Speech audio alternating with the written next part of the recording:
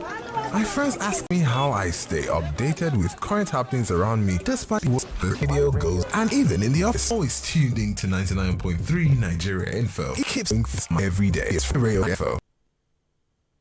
Sandra Ezekwesili and dropped the news, talking heads, broadcast messages, press releases. They're telling their side, but you just want the facts. And that's why you come to me. I give you the statistics without spin. Out of 116 million working age Nigerians, 35.5 million are employed full-time. That's 30%. I give you the context. I give you the history. I fight fake news with facts. Kayode. No, Kayode, I will let you talk. Kayode, I will let you talk if you let me talk. Kayode. That's why more and more Lagosians are tuning in. 500,000 Lagosians. 720,000. 970,000. Over 1 million Lagosians. They know that if you give me your afternoon, I will give you hard facts. Well done, Sandra, all to going beyond the headlines and focusing on the facts. I am Sandra Ezekwesili, and these are your hard facts. 5 minutes past 3 o'clock. First hard fact of the day: 727 new COVID confirmations yesterday. That's almost 100 more cases than the same time last week. Yesterday's Lagos number was 157, but Lagos was number 2. Number 1 was Rivers with 257 cases. Edo had 85 cases. Please take your precautions. Limit your movement outside. Wear a mask, give gap, wash and sanitize your hands as frequently as possible. Second hard fact of the day: phase 2 of the COVID vaccination drive is ongoing. Go to the nearest primary health center to you and get vaccinated. If you've gotten the first shot of AstraZeneca and they ran out before you could get the second one, go back to the same place where you got your first dose of AstraZeneca and get the second one. If you've not been vaccinated at all, go and get the Moderna vaccine. Okay? All right. And you can walk into any primary healthcare center and get it done. In Lagos, they require that you register online first, right? So go to the Primary Healthcare Development Agency website and register there first. Register at, find your local government, find your ward, then find the health centers that are in that ward. Find the one that is closest to you and then register there and then go and get it done. Okay. All right, and then everyone's going to be safe. Third hard fact of the day: voter registration is still ongoing. Also, go to cbr.inecnigeria.org. CBR, Charlie Victor River, ORG, Orange River Golf. So cbr.inecnigeria.org. Go and get registered today and do your part. Of course, I always say that by the time it gets to election, it's too late. So the great thing would be to actually join political parties and determine who your local government chairperson will be, who your governors will be, who your presidents will be, because by the time primaries are over and candidates are available, it's too late. You have to then choose between the devil and the deep blue sea. You want to make sure that Akagidia, you had a hand in choosing who the devil is and who the deep blue sea is. Okay. All right then. 1 million Lagosians cannot be wrong because they listen to this show every day. Thank you for your ears. Thank you for your time. I have a great show for you today, as always, starting with the Big Three Global Edition. Let's talk about Jacob Zuma getting released from prison on medical grounds. Then let's talk about Afghan women protesting against the Taliban. And then let's talk about 9/11. Tomorrow is the 20th anniversary of the September 11 attacks by Al Qaeda on the US. We're going to look at the legacy of that event 2 decades later. At 4 o'clock, Agogo will be here bringing you Public Square. After the news at 6, Ifeanyi and Sam will bring you music and moments. You know the drill by now. News updates every hour on the hour. But right now, let's get started with the Big Three. I'm Sandra Ezekwesili, and these are your hard facts. The Big Three Global Edition on Hard Facts. Why does Africa find it hard to hold former leaders accountable?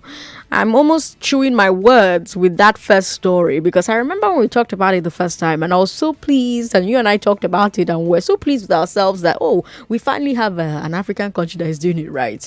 But it kind of looks like they're not anymore. So my first question for our first story: why does Africa find it hard to hold former leaders accountable? Then my second question for the second story: can societies that oppress women thrive in the 21st century? Societies that oppress women, can they thrive in the 21st century? And what is the legacy of 9/11? This is Big Three Global Edition. We let Nigeria rest, or we tried to let Nigeria rest on Friday, and we take a look at what's happening in other parts of the world. And today we start with South Africa. Only 2 months into his 15-month sentence, Jacob Zuma is a free man again. The South African ex-president has been granted medical parole, and he will finish his sentence at home. Now, there's controversy around how he got released. Like I said, it's a medical parole. Zuma was ill in prison and he underwent surgery. His lawyers took his matter to the Medical Parole Advisory Board to apply for early release. And the Medical Parole Advisory Board declined. The doctors on the board found that Zuma's medical situation did not require an early release. But then, the National Controller of Prisons in South Africa, Arthur Fraser, overruled the board and granted Zuma parole. Now there's a firestorm over it in South Africa. Some see this as a scandal. They're claiming corruption. Usually the prisons controller cannot or should not overrule the Medical Parole Board on a medical application. In fact, some South African legal experts believe that there are grounds to appeal the parole decision based on this. But for now, Zuma has been paroled. After all the drama. Remember 2 months ago, after he was sentenced, South Africa erupted. Zuma supporters were rioting in so many cities like KwaZulu-Natal, Gauteng. According to official counts, 276 people were killed. According to Sazria, the state insurance company, the riots caused over $1.7 billion in property damage. All to protest the imprisonment of a man who will end up being paroled after serving less than 70 days. What do you think about that? And what do you think about yet another African leader seeming to avoid the hammer? Zuma is not the first one to get what ends up being just a slap on the wrist. He even managed to enter prison safe. Most of them don't, in spite of whatever accusations are piled up against them. Like I was saying when we started, the last time we discussed this, we all had hope. We all said, oh my God, there's something very different about Zuma, about South Africa. A lot of you were saying, oh, perhaps it's because of the colonial interest in there, because they had white people still in the country. And I remember as well that Zuma was back in prison, one of the last episodes where we talked about this situation, and some of you said, oh, South Africa is obviously different from the rest of Africa. There's rule of law there. You can't escape justice there. Now here we are. The prison's boss seems to have broken the rules to spring Zuma. Now that has happened, do you still believe that? Do you still believe that there's rule of law there? Do you still believe that you can't escape justice there? Do you still believe that South Africa is obviously different from the rest of Africa? Do you still believe in South African exceptionalism on the continent? Do you think this is just an aberration, or do you think it's a sign that South Africa's culture, when it comes to rule of law and equality under the law, has the same problems as the cultures in other African countries? Talk to me. 0700 993 993 993. Women call me on 01465 7190. We've got WhatsApp 080 959 75805. Again, men call me on 0700 993 993 993. Women call me on 01465 7190. We are streaming on Facebook. I say that because I'm going to be showing you some videos during our second story. So I recommend that you tune in and watch us live on Facebook today. So, Emmanuel is in Surulere today. Emmanuel, how are you? Sandra. Thank you for calling. You don't answer me today. Yeah, the political crinkle that's been developing Nigeria is not the same. It's not different from the one in South Africa. Africa, we are not. I don't think we are yet ready yet. We are still thinking with our nose.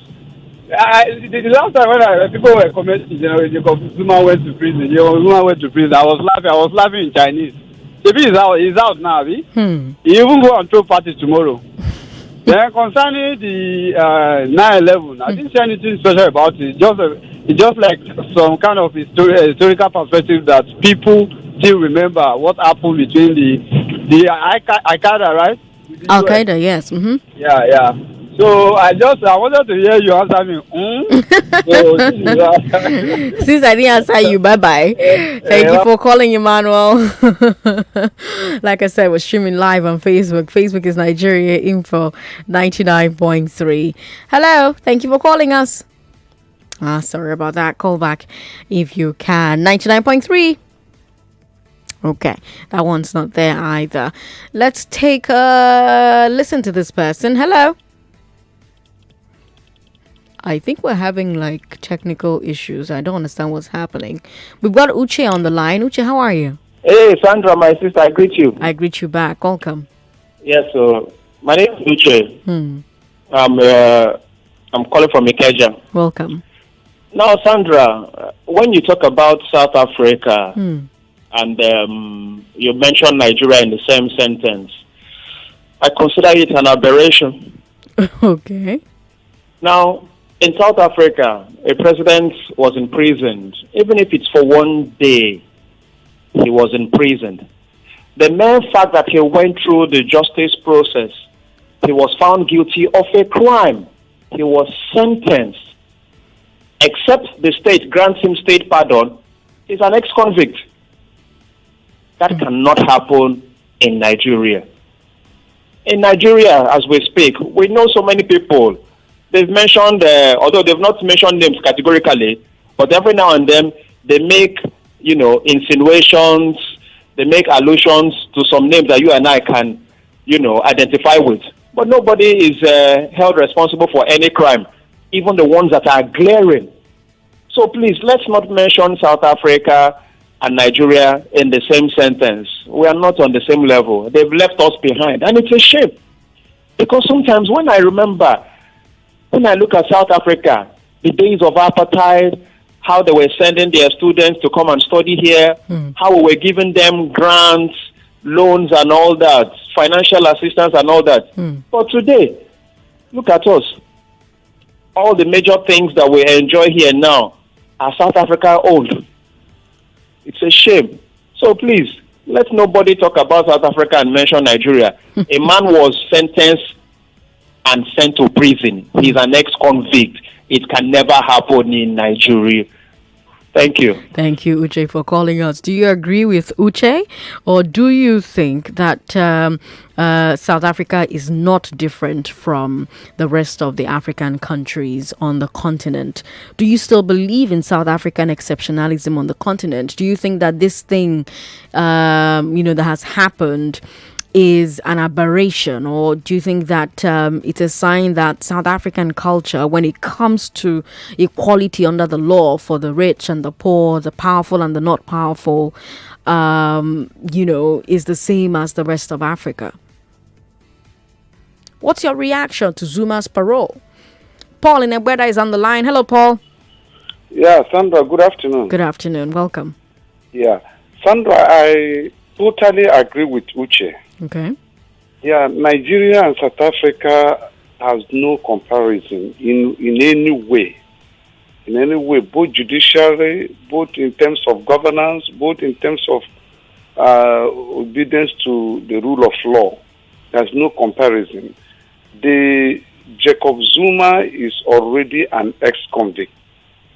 At least he was convicted of a crime, jailed, even if it's 24 hours or 6 hours he stayed in prison. It has been written down that he committed a crime and was convicted. And that cannot happen in Nigeria. Perhaps the reason why it happened is because of the mixed race they have in South Africa. I want to believe that the white lifestyle influenced the total South African population. That is the reason why they are quite different. Look at the economy of Nigeria today. If you statistically look at it, it's being controlled, at least 35% of it, by South African firms. We are watching Multi-Choice today, MTN, ShopRite, mention them. All are South African firms. So they are far above us, and we have to accept it. Then, concerning a society, can a society survive in this 21st century when women are not given their due position, right? Okay. Yeah, no country can survive. Let me tell you, as far as this time is concerned, the women are the best in managerial positions. I am telling you, I bet it with anybody. If you hand over the leadership of this country to a woman, I mean this country, Nigeria, our country, you will see that within 6 months, this country will change. They are the best. They are standing. Look at World Bank. Look at IMF. Check all international organizations being headed by women, performing excellently well. So any country that is treating the women as second class, that country can never develop and can never meet up the 21st century civilization. That is my stake. Thank you. Thank you, Paul, for calling. We've got Kevin in Surulere on the line. Kevin, welcome. Yes, Sandra Ezekwesili. How are you? I'm very well. Good to have you on the show. Yes. What happened in South Africa is similar, not different from what is happening and what has been happening in the great United States of America. Look at Trump. All the atrocities he committed. Clearly, everybody saw it. How he incited the people against the government. We all saw it. It was clear. Nothing was hidden there. Instead of, indicting him, we saw Mick McConnell, the House leader there, saying, yes, he did it all, but we cannot indict him, let him go. We saw it. It's similar. Look at Nixon in the past. He accepted that he committed it. He said he did it. The Watergate scandal, it was obvious. But at the end of the day, he was pardoned. That is why I've said, and I have argued, let Africa have their own form of democracy and leave this Western democracy we are copying. It is not working for us. We must not copy everything. We have almost lost our identity as Africans. They've brought a lot of things to us. Our identity is almost taken away from us. Now they brought democracy. Look at Saudi Arabia. They have their own type of way they're practicing their listening, and it's working for them. Somebody narrated a story for me how he left a bag of money and he came back and met it there. Try it here now. The United Kingdom that even colonized us has their own constitutional monarchy they're practicing. Must we copy the American style of democracy? So let us have our own form. Africa should wake up. Paul Kagame is championing this, the Rwanda president, and I'm excited about it. Let us have our own type of democracy that will work for us. If we don't do it, all these kind of shenanigans and maladies will be taking place. And for 9/11, it's time runs so fast. It was a very sad day for the world.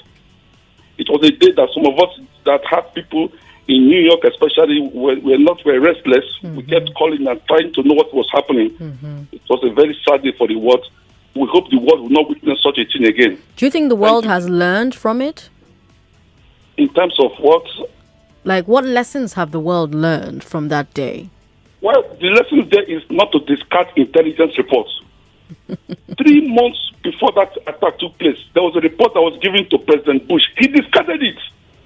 He left that report. He did not attend to that report, that America was going to be attacked. He left that report unattended to. He thought it was a joke before they were hit. It was a bad hit because President Bush ignored that report. So that is the lesson the world should learn from it. We should not ignore intelligence reports. We should not take it lightly. Because even this Chibok case we are talking about, there was an issue that there was an intelligence report, and the government already ignored it. And even when it happened, it took them 3 weeks to accept that it happened. So the world should learn to take intelligence reports seriously. That's the lesson the world should learn from it. Kevin, thank you so much for calling us. We appreciate it. If you just tuned into the show, hello to you. Good afternoon. It's 24 minutes past 3 o'clock, and we are taking a look at some of the biggest stories around the world. 3 of them, to be precise, today, Friday, because every Friday we do that on Hard Facts. And our first story is Jacob Zuma being a free man again. He spent 2 months into his 15-month sentence and got medical parole. He was granted medical parole, and he's going to finish his sentence at home. I told you about the controversy surrounding his release. Zuma was in prison. He was ill. He underwent surgery. His lawyers took the matter to the Medical Parole Advisory Board so that they could get early release. Medical Parole Advisory Board said, no, this thing where they do you, no reach to release you. You fit recover inside prison. National Controller of Prisons for South Africa say, grant the man parole. And now there's controversy about it in South Africa.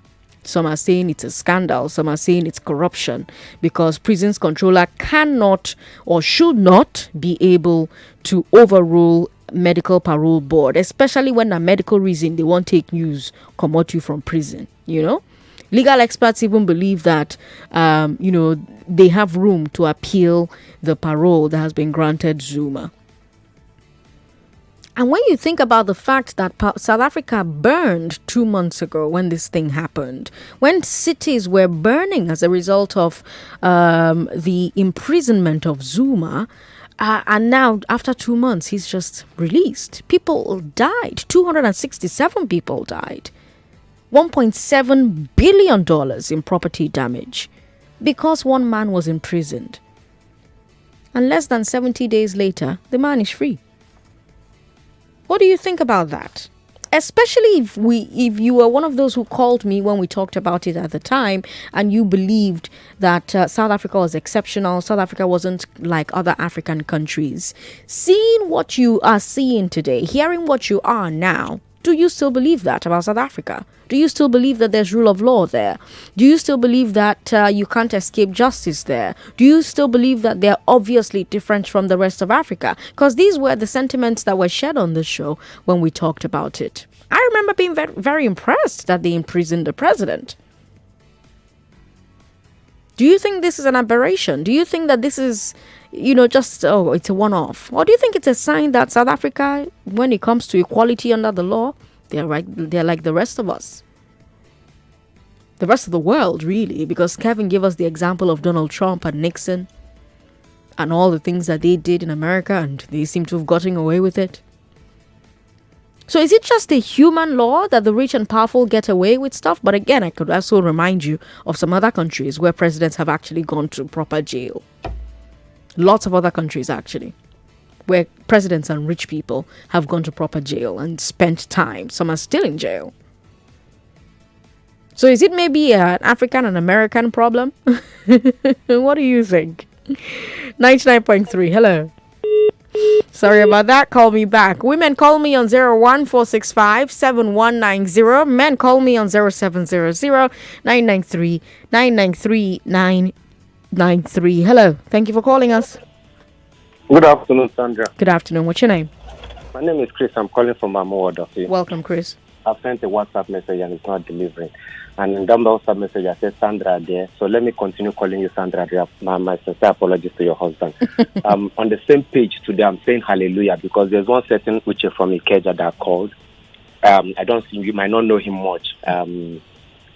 He speaks with Sheriff all the time. We are agreeing on the same thing for the first time since I started listening to Nigerian folk. Zuma is an ex-convict. I'll go now for 1 day, go to jail. Even if it's for half a day, he's an ex-convict. And that is also good for us as a people. It sends a signal. In Nigeria, even magistrate courts cannot convict, cannot even bring a big man to stand trial. So we have to look at that. On the Afghan and what's happening there with the women folk. Truly, the future of the world, apart from being female, I think we should give equal opportunities to everybody, irrespective of gender. And in that way, everybody comes with their A game and improves society.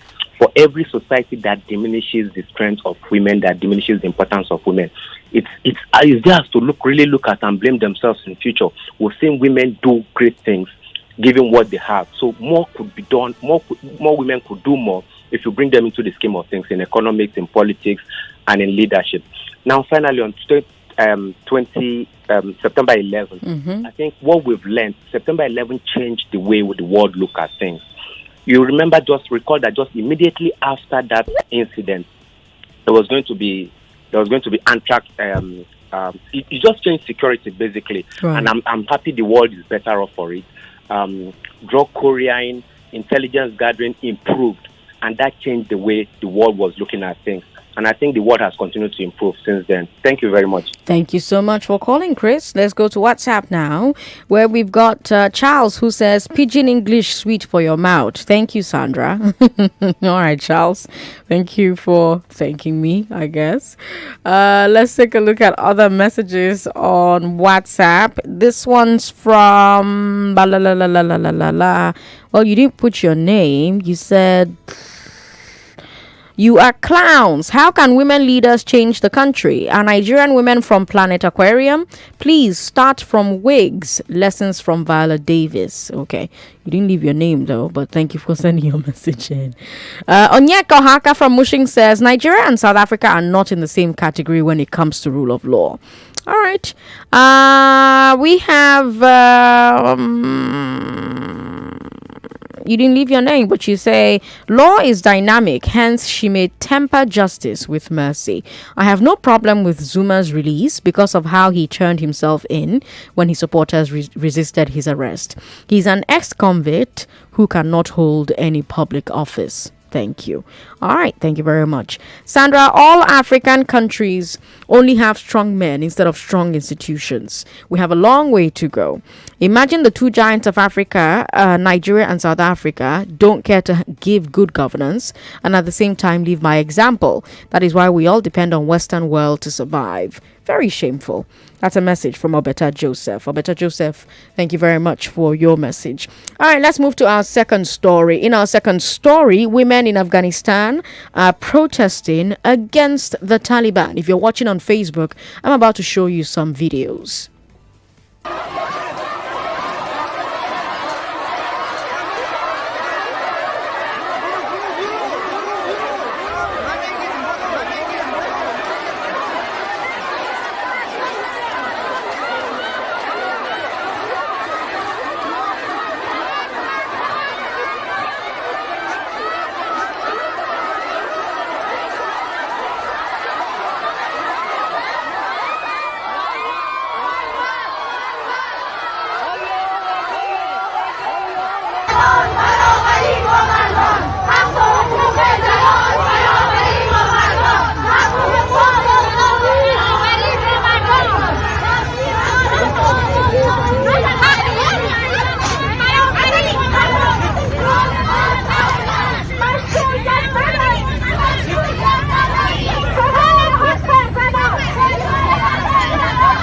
Now, these protests have been going on day after day for the last couple of weeks.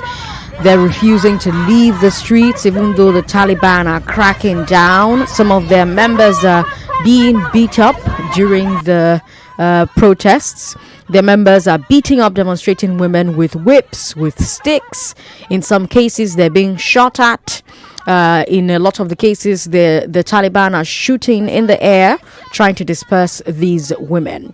And why are these women protesting? Well, first of all, they say their rights are being taken from them. So, for instance, their right to work. The Taliban have ordered all women to stay away from the workplace except for medical personnel. The Taliban say that this is because workplaces are currently unsafe due to all the fighting in the country. But the women are pointing out that 20 years ago, when the Taliban was last in power, they used the same safety excuse to stop women from working. And then there's the government. The Taliban just announced their cabinet, and there are no women in their cabinet at all. There are also no women in any government office, and that's not because of safety. The Taliban's official statement about women in government says, quote, "What a woman does, she cannot do the work of a ministry. You put something on her neck that she cannot carry," end quote. So as you can imagine, Afghan women are not having it. That's why they are on the streets.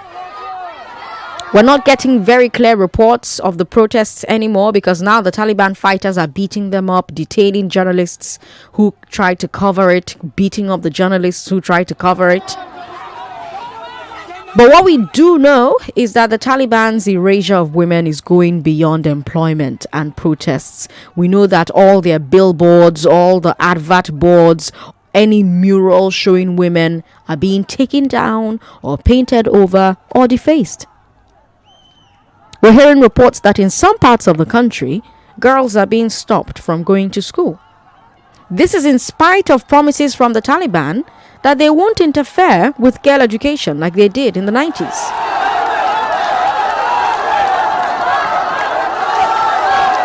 If you're watching on Facebook, you're seeing video after video after video of the protest.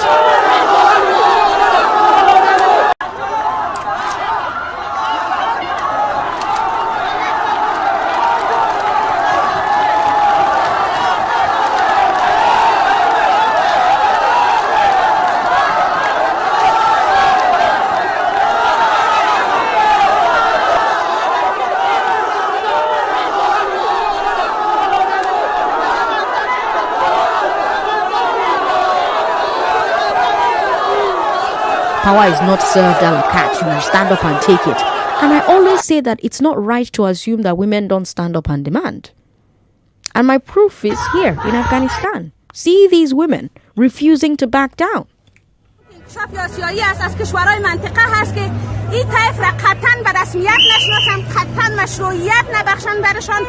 اصلا این شعارهای دروغین است. پیشتر ما یکی از طالبان میگفتم که از من فاصله بگی که خلاف شریعت است، اصلا قبول نکرد که برات ما هرگز نمیگیم ما هرگز نمیشه با این رو ادامه نمیدیم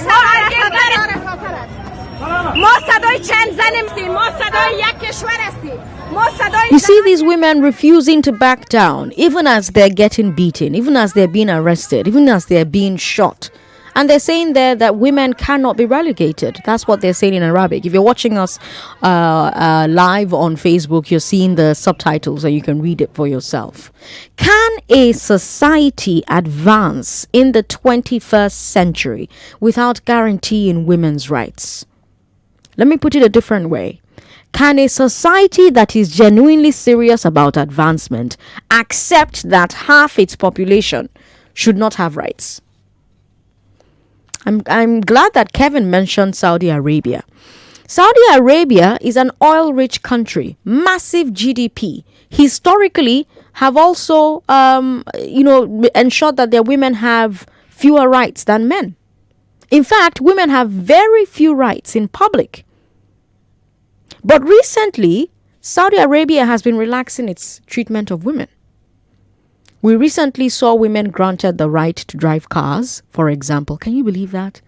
In 2021 or more. or more. Can you believe that? So yeah, we finally saw women being granted the right to drive cars in Saudi Arabia. So they're starting from far, far behind, but we're seeing a sudden move to improve women's rights. Why are they doing that all of a sudden in Saudi Arabia? Because they want to move to a post-oil economy. They've been investing their oil revenues into growing other sectors of the economy, especially the services sector. So things like IT, professional services, science and technology. And the Saudi government has realized that if you want to grow in these 21st century sectors, you need to be part of the 21st century. You need to attract foreign direct investment. You need to attract the best workers, the best thinkers from other countries. You've seen how they're poaching Nigerian doctors, for example. So if you see that this is happening, as a government, you realize, okay, I want these people to bring their money to my country. I want them to come and live in my country. You need to make sure that they're comfortable. And one of the things that will make them comfortable is equal rights for women. Also, you don't want to tie one hand behind your back, because women are half your population. That's half your productivity. So do you paralyze half your workforce because of religious reasons, or do you let them work and grow so that your country can grow? Saudi Arabia is choosing little by little to let them grow. Afghanistan seems to be choosing once again to paralyze them. And I want to know your thoughts. Are the Taliban taking the correct steps by cracking down on women's rights and women's protests? Do you think a society can advance without acknowledging gender equality and giving women the same access to the economy as men? I say giving, because women are doing their best to take. But sometimes there are things that you cannot take until the other side says, okay, take. I always give you the example of the American civil rights movement. Black people would have continued to bash their head against the wall for as long as they liked. But if the president at the time, Lyndon Johnson, JFK before Lyndon, had not said, okay, you know what, I'm going to give you this, it wouldn't have happened. Same for apartheid in South Africa. 0700-993-993-993. 01-465-7190. We've got WhatsApp as well. WhatsApp is 080-959-75805. 080-959-75805. Hello. Thank you very much for calling us. Hello. Oh, we don't have that person there anymore. But we've got Alex, though. So let's talk to Alex. Hi, Alex. Yes. Sandra, hi. Hi. Yeah, I'm enjoying your show. Thank you. Thank God our line is back. I just want to point out a few things based on what you said, Sandra. You see the thing about Jacob Zuma. Yeah. There may be strategic political reasons, right? But I think that it's a situation where something like Lady Justice is not really blind. Right? Okay. How many people have been so sick in the system that were given this kind of reprieve? If we want to have a legal system that works, it has to work for everybody. Okay. A legal system that does not work the same way for everybody will always lead to problems. That's why I say I know that there may be some strategic political reasons, but personally, I have no regard whatsoever for that release. I mean, for that the current situation right now with the release of Zuma in South Africa. Okay. Now, I've heard a few people say that let's domesticate sort of let's adapt our democracy to suit us. Sandra, I would like you to please take the extra effort to ask people like that. I heard Kevin, I listened to him, someone I respect a lot from his views. I would like you to ask them that what do they mean by let's fashion out our own. You know why I'm asking this? I'm saying this, Sandra. Why? It is because this thing that we call democracy here in Nigeria is because we have misdefined it. Okay. And we are using it to oppress the people. That's why it is not working. Otherwise, democracy is like physics. Physics is physics all over the world, even in Mars. Gravity is gravity. Do you understand me, Sandra? Okay. You know, the people shouldn't be saying this thing about let's domesticate our own thing. It's because the thing that we call democracy here is a farce. It's a fraud. Do you get me, Sandra? Okay. And for that issue of US, that you asked, that is it since is it a Nigerian thing, you know, with the law and Donald Trump and all of that? Let me tell you the truth. Right. The United States does not come anywhere close to a good model when it comes to the justice system. Okay. I mean, among developed countries, developed nations, it's probably the most primitive. Fair. Let's just be clear about that. Thanks so much, Sandra. Thank you, Alex. Well, Alex makes a fair point. We've got Titi Lokpe in Bega on the line. Titi Lokpe, welcome. Yes. Sandra, good afternoon. How good are afternoon. I'm very well. First of all, I say South Africa is more advanced than Nigeria. Okay. South Africa democratically is more civilized than Nigeria. Okay. South Africa economically is more industrialized than Nigeria. Fair. So by many factors, they are ahead of us.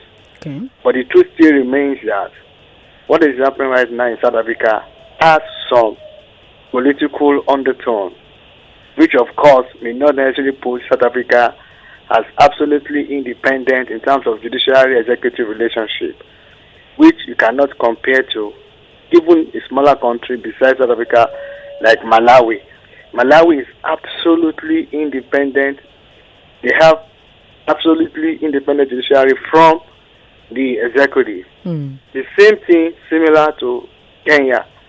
So I would not say that because Jacob Zuma was imprisoned because of contempt of law, then South Africa is advanced. No, South Africa is still backward as well. Take away the beautiful Johannesburg and Pretoria, whatever. What you see is the same thing you see in northern Nigeria, southern Nigeria. That's everywhere. And you saw what happened the other day. So what is actually playing out, in my own opinion, at least it's just 50% civil war in the ANC and maybe 50%, judiciary, whatever. So for me, I don't see it as absolute independence of the judiciary. If you get somebody who has spent just barely a month in the prison now, you gave him a parole. Why? What about other people? Look at what happened even in the case of Oscar Pistorius, you remember. There were some biases and there were even protests against the judgment and the ruling. You get it now. So I'm not going to say that there is, justice system that is much, much superb in South Africa. I'm not going to say that. Okay. But they are better than Nigeria, however you want to look at it. Titi Lokbai, thank you so much for calling us. Tomorrow is the 20th anniversary of the 9/11 attacks. That's our third story. 20 years ago tomorrow, Al-Qaeda sleeper agents hijacked 4 planes in the United States and crashed 3 of them into civilian and government targets. The 2 towers of the World Trade Center in New York and the Pentagon, the U.S. Defense Department headquarters. I wish I had videos to show you at the moment, but I don't even think I don't even think Facebook would let us show those videos. But yeah, the 4th plane never reached their target because brave passengers fought the terrorists for control and crashed it prematurely rather than let another site be hit. At the time, 9/11 was predicted to become a history-altering, world-changing event compared to the fall of the Soviet Union or World War II. And now, 20 years later, I want us to decide whether, so far, this prediction has proven true. Because 9/11 changed a lot of things. First of all, it directly launched one war and indirectly launched another. The US invaded Afghanistan to get Osama bin Laden and the rest of Al-Qaeda's leadership. And then they also invaded Iraq. Public support for that war was higher because of 9/11, even though Saddam Hussein had nothing to do with the attack. The war in Iraq led to an insurgency which turned ISIS into a global force. Through ISIS and in the training grounds of Afghanistan and Iraq, a new generation of jihadists and terrorists were forged, and they took war with them to their home countries, including in some cases, Nigeria. And then there's the security. Airplane travel has never been the same since 9/11. Gone are the days when you could pass through the metal detectors without taking off your shoes and your belt. Gone are the days when you could fly with liquids in your hand luggage. All those things that happen now because of 9/11. Those are all post 9/11 changes to try and prevent passengers boarding with different types of weapons and explosives. And then there's also 9/11's effects on geopolitics. Before 9/11, America seemed to be moving towards improved relations with Iran and containment of North Korea. Then post 9/11, President George W. Bush took on a more hawkish foreign policy. I say hawkish because he famously called Iran, Iraq, and North Korea an axis of evil. Some analysts think that his change of attitude enabled the rise of what's that thing called now? Hold on, let me try and pronounce it correctly. Ahmadinejad. I hope I pronounced it correctly. In Iran, anyways. Some people also believe that that's what led to North Korea going nuclear. The invasion of Iraq damaged U.S. goodwill, and some people believe that that's what allowed Russia and China to become legitimate rivals for world leadership. And these are just some of what 9/11 may have caused. I wonder what else you think that it caused. First of all, do you even remember the attacks themselves? Where were you when that attack happened? Most people were in Nigeria, but you probably had cable TV and you watched it on cable. But where were you? Were you abroad at the time? Were you in New York, perchance? Were you in a different country in the US? Were you in school there? Do you remember the global response to these attacks?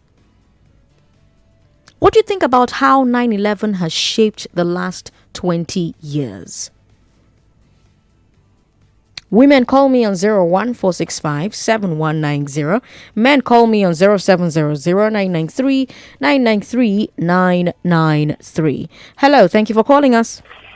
Yeah, Sandra, yeah. Yes. You have to Tulakwe Park. Welcome. Thank you. Welcome. On 9/11, for me, the greatest lesson is that America cannot have its cake and eat it. Okay. That is not going to be possible. You cannot go to another country with all your military equipment, hoping that they're going to give those people what they don't even like or what they are not prepared to have. For instance, all the money they've spent there, billions and billions and billions of dollars, what has happened at the end of the day?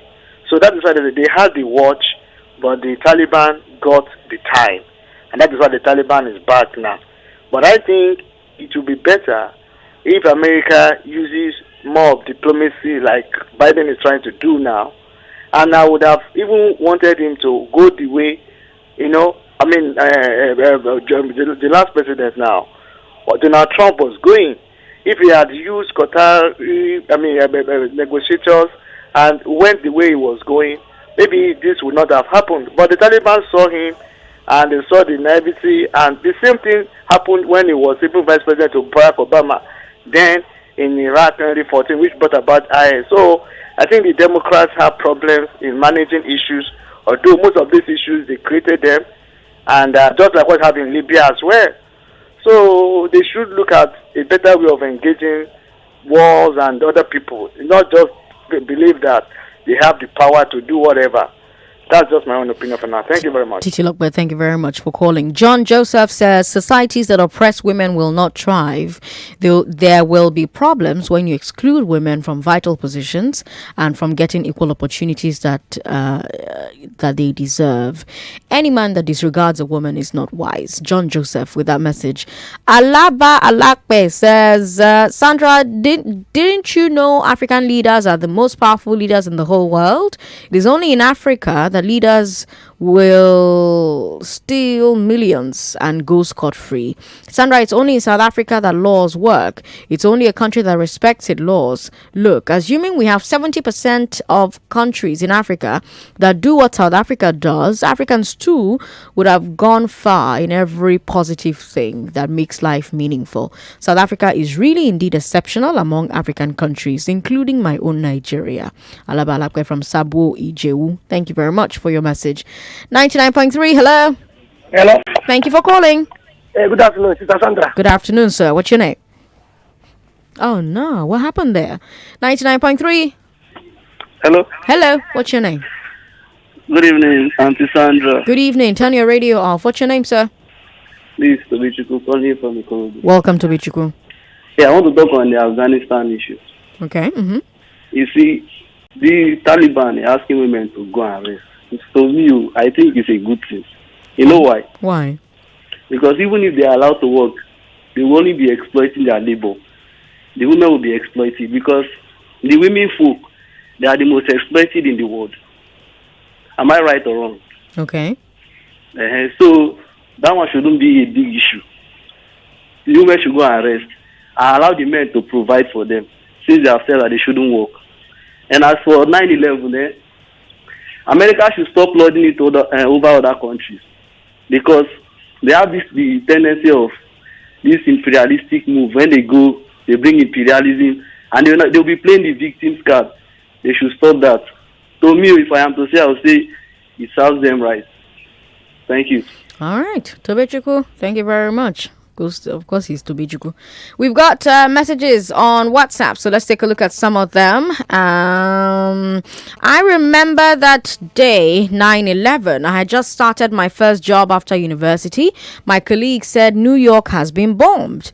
I felt, how can New York be bombed? As I was on my way to the train station, I said I saw loads of people in the pub, so I joined in and I saw what happened. Adeola is in London. Adeola, thank you very much for your message. Sandra, number one, the Jacob Zuma saga. Before colonization, what was Africa like in self-rulership? We must get what works for us. The system is faulty. If not, the controller of prison will not overrule the medical board. If my memory serves me right, their constitution and laws have not been changed from what was used during the apartheid era. Post 9/11 era, the experience is a reminder of what we are facing back here in Nigeria. Many security reports are still underattended to and just waiting to happen. That's Archbishop Roberts from Ikorodu, Lagos, with that message. Thank you very much. Sandra, any country that does not recognize women will not grow. That's a message from Suraju Olubiyo. Suraju also says South Africa is far ahead of Nigeria. Adeshino Ayatoyimbo says South Africa is far ahead of Nigeria virtually in everything called governance and political administration. Sandra, somebody said we are copying the U.S. democracy. Is what we do in our politics here democracy in any reasonable sense? If we practice this U.S. democracy style as it should be, we would prosper more as a country. And any country that runs only or more with men's wing in its governance would never thrive. Additional, thank you for your message. All right, let's see who else we have here. Sandra, there's no way an ex-president will be sent to jail and it will not cause issues because while in power, he had supporters who will still be loyal regardless. On 9/11, the world has learned that the real enemies are within and terrorist ideology is a global issue that should be dealt with. That's David there with that message. David, thank you very much. We've got Taufik who says 9/11 was a great tragedy. I quite agree with you. Okpekende from Ijegun says, I don't believe any ruling or judgment that comes from Africa, especially the one of Jacob Zuma. It's high time Africa jettisons ourselves from the UN. Most policies we borrow, UN are not productive in Africa. Nelson Mandela once said the world will not respect Africa if Nigeria doesn't get it right. I'm not sure I understand that message, but I thank you for sending it in. Alex says, Sandra, tell people like Tobechuku that it is not just a case of the men wanting to take care of the women. It is a repressive regime that sees to it that women do not even get an education. That means keeping half of its population in total darkness. Alex, thank you very much for sending that message in. I think we're just gonna move on, right, to our final good stuff on the show, right? Let's give you a chance to win some money. Shall we do that? Okay, let's do that. Let's take a quick break, then come back and do that. In my show. Yeah. Yeah. That wasn't the break I expected. But okay, that's my cue to give you your money, huh? So let's see who is going to be. Oh, unfortunately, Sheon called us, and Sheon is a first-time caller, and Sheon has been on the line for a long time. I'm not sure he's still there though. But yeah, it's time for me to give you money. That's the part I enjoy. I love giving you money. Okay. All right. 99.3. Hello. Hello. Hello. Hello. What's your name? My name is Ada. Ada, good to have you on the show. You ready to play Just a Minute? Yes, ma'am. Okay, your time starts now.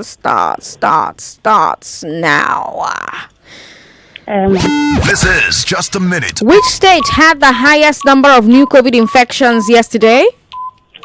Rivers. Which state had the second highest number of new COVID infections yesterday? Lagos. Which state had the third highest number of COVID infections yesterday? Edo.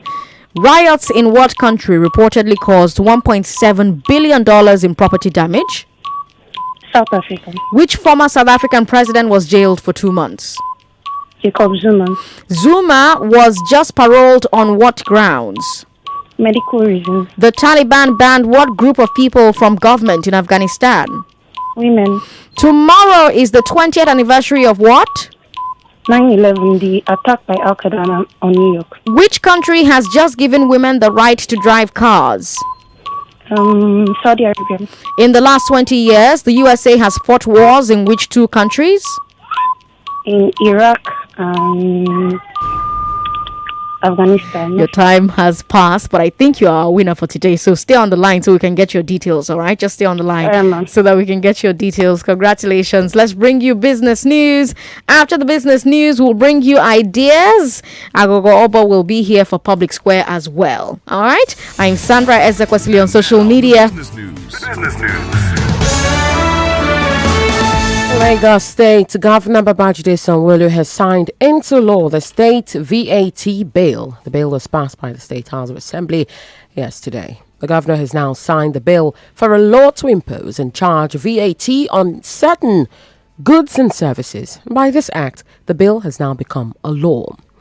Meanwhile, just this evening, the appeal court sitting in Abuja ordered the Lagos and Rivers state governments to refrain from collecting VAT in their states.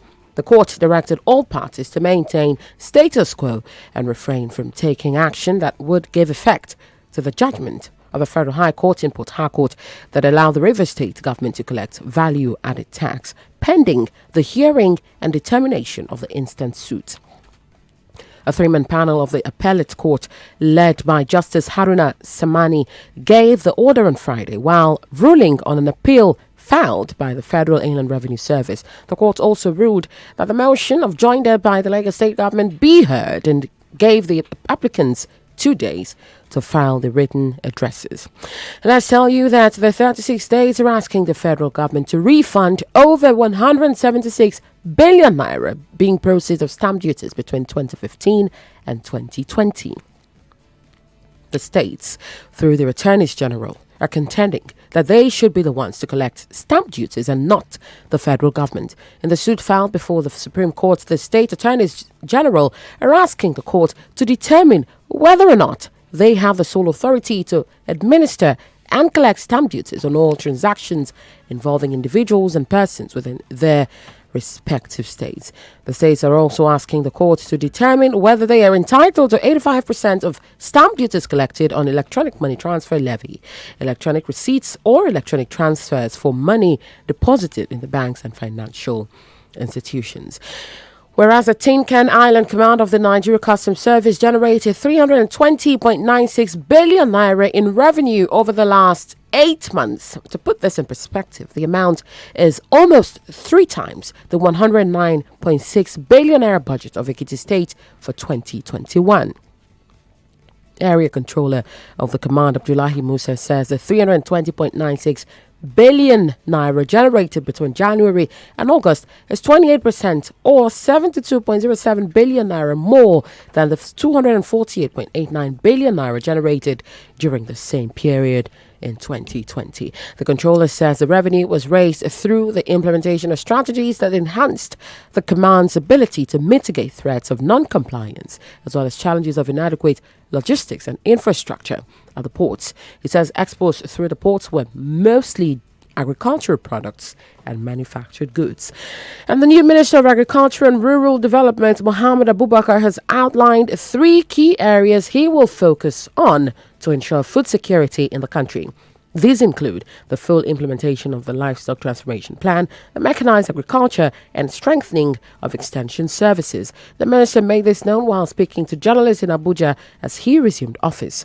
Abubakar promised that the ministry, under his leadership, will strive to provide the necessary policy direction to ensure agriculture becomes the mainstay of the Nigerian economy. He also pledged to work within the medium-term National Development Plan to raise 100 million people out of poverty in the next 10 years. And that's the business news. Stay tuned for Public Square with Agogo and Rotimi Sankari coming up next time. Yvonne Okhaifo, and this is 99.3 Nigeria Info.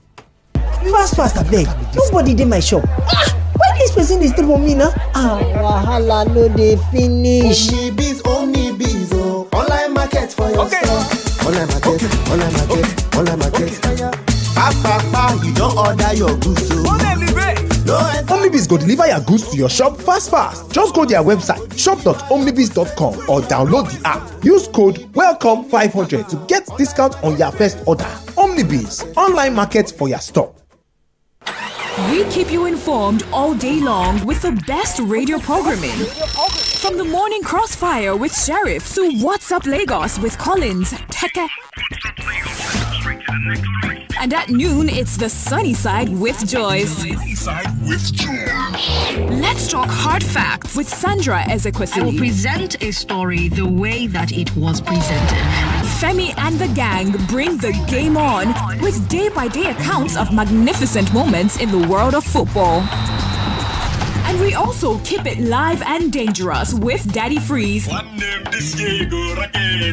And finally, the chat station. All for your listening pleasure. Your number one station for talk. 99.3 Nigeria Info. Let's talk. Let me tell you about Public Square. There are several lines that meet other edges. Youth of this country who are already in a disenchanted state will be encouraged. Where we talk about the fine margins. Sometimes it's black, white, and blurry. It's also informed by the need to save costs and reduce legislative time. Then there are the actors, right at the center, coming through political processes, which could be dramatic. To be a state of dismissal if Parliament does not rise this morning. And controversial. If driving to the roads is engaging the Macapadan, compatibility is that of government. And there's you to help connect the dots from the top to the bottom.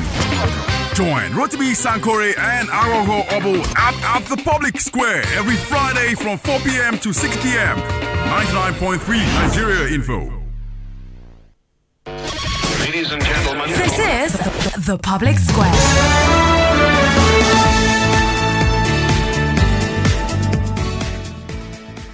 All right, Shaku Maku, everyone. It's a fantastic Friday afternoon in the city of Lagos. It's been, drizzling in and out in the last couple of hours, but wherever you are, fasten the seatbelt, and we are set to roll together with Rotimi Sankore